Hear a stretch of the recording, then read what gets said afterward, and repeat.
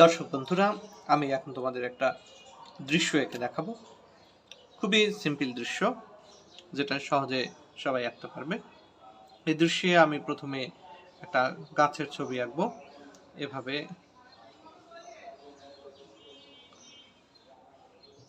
গাছের ডাল এঁকে ফেললাম।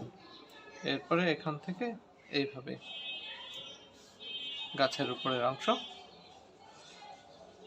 দিয়েছি। এরপরে হচ্ছে এই জায়গা থেকে গাছের আর একটা অংশ দিয়ে এভাবে আমরা গাছের মূল গুঁড়িটা এঁকে ফেলবো। গাছের শিকড় হয়ে গেল। এবার আমরা গাছের পাতাওয়ালা যে উপরের অংশ সেটা এঁকে ফেলবো।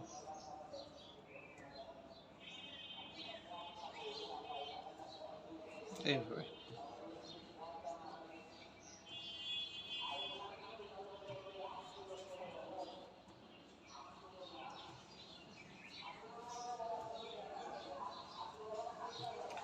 এরকম করে আমরা গাছের গড়িটা এঁকে ফেললাম।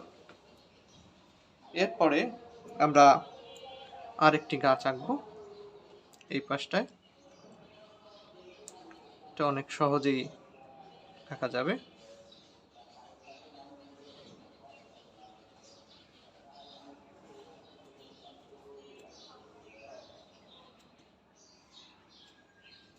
এভাবে খুব সহজে আমরা আরেকটা গাছ এঁকে ফেললাম এবং এটার বৈশিষ্ট্য আগের গাছের মতো থাকবে কিছুটা।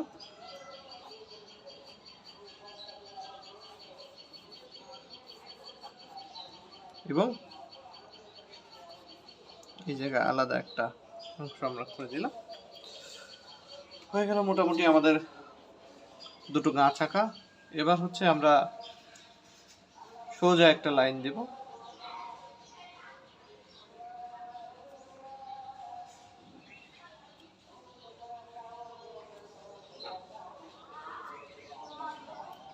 একদম বরাবর সোজা কাগজের মাথা থেকে ও মাথা লাইনটা আমরা দিয়ে দিলাম। দিয়ে দেওয়ার পরে আমরা এইখানে দূরের যে দৃশ্যগুলো সেখানে যেরকম গাছপালা থাকে ছোট ছোট করে সেইভাবে গাছপালা দিয়ে দেওয়ার চাচ্ছি। এরকম করে আমরা দিয়ে দিলাম। দূরের দৃশ্যগুলোতে আমরা বিভিন্ন পাহাড় পর্বত দেখতে পাই, তো সেগুলো আমরা কিছু ড্র করে দেব।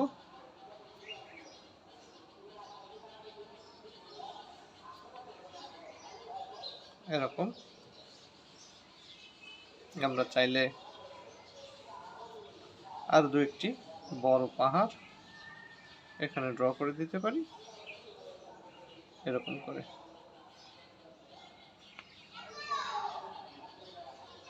এখন এই পাহাড়ের মাঝখান দিয়ে আমরা একটা সূর্য এঁকে দেব গোল করে এভাবে, এবং সূর্যের রশ্মিগুলো আমরা খুব সুন্দর করে দিয়ে দেব এভাবে।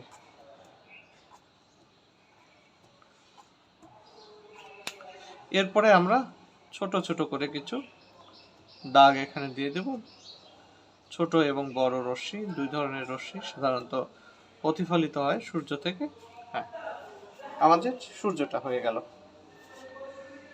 সূর্য হয়ে যাওয়ার পরে আমরা এখানে একটা নদী আঁকবো, যে নদীটা একদম এখান থেকে এইভাবে চলে যাবে এবং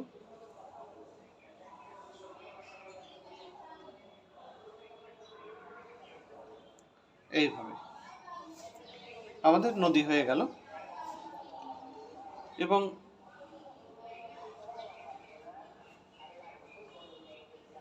আমরা কয়েকটা পাথর দিয়ে দেব এখানে।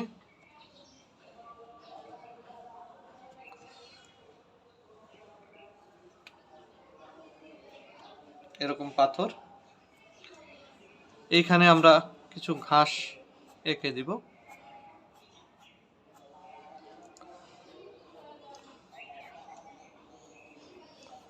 এরকম ভাবে কিছু ঘাস আমরা এঁকে দেব এখানেও।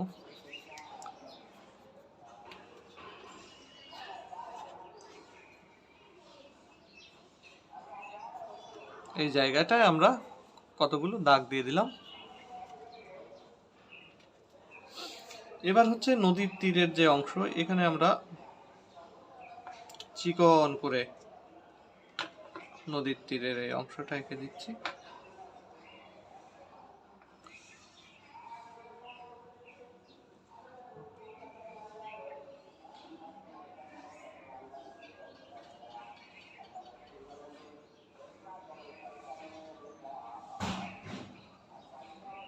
এরকম ভাবে। আর এইখানটায় আমরা একটা নৌকাও আঁকছি ছোট্ট করে। এই হচ্ছে নৌকা।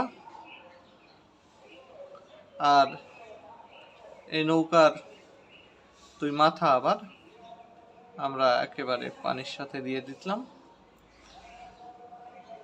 এরপরে এখানে চিকন করে আরেকটা লাইন আমি দিয়ে দিচ্ছি। এই হয়ে গেল। এবং এই নৌকাটা বাঁধা থাকবে মূলত একটা বাঁশের খুঁটার সাথে, সেটা আমরা দিয়ে দিলাম। ইচ্ছা করলে আমরা এইখানে এই লাইনগুলো এভাবে দিয়ে দিতে পারি।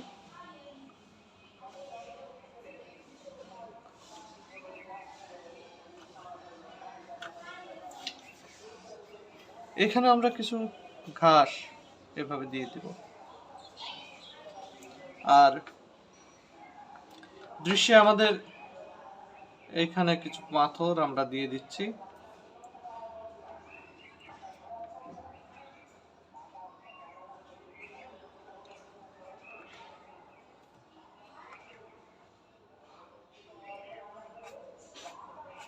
এভাবে কিছু ঘাস আমরা এখানেও দিয়ে দিব।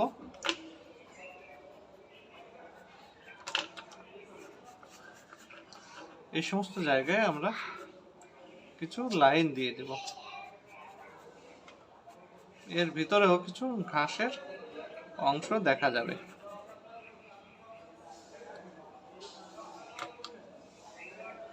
এরকম এখানে দু একটা ঘাসের লাইন আমরা দিয়ে দেব। একেবারে দৃশ্যের ভিতরের অংশে আমরা দু একটা ঘর বাড়ি এঁকে দিতে পারি এরকম করে।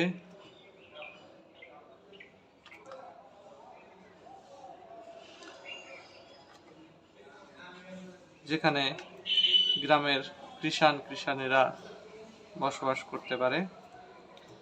শুধু একটা নয়, আমরা একাধিক ঘর বাড়ি এখানে এঁকে দিতে পারি।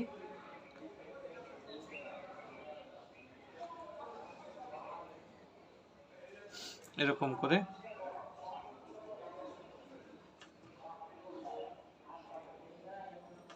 এই ঘরগুলোর জানালা এবং দরজা সবই থাকবে।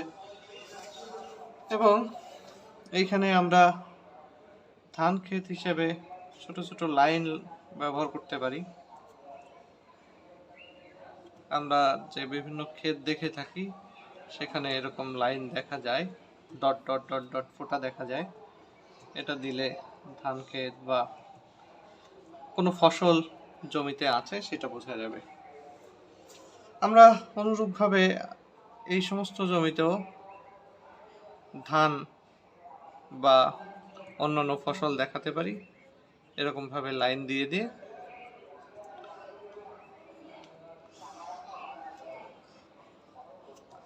এখানে দিয়ে দেওয়া যেতে পারে এভাবে ডট ডট ডট। তাহলে এটা বোঝা যাবে ধান ক্ষেত বা অন্য কিছু। মাথায় আর একটু দিলে ভালো লাগবে, ফোঁটা ফোঁটা এরকম। এখানে আমরা আরো কিছু লাইন এখানে দিয়ে দিতে পারি। ফসলের ক্ষেতে সাধারণত এরকম দেখা যায়। আমরা নদী বরাবর, নদীর পাশ দিয়ে এটা একটু বেশিই দেখাতে পারি।